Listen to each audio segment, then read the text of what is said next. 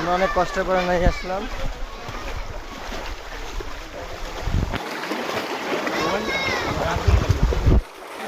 ওই মাথার থেকে আমরা ঠেলে নিয়ে আসলাম, নিয়ে সেখানে আবার ঠেলতেছি।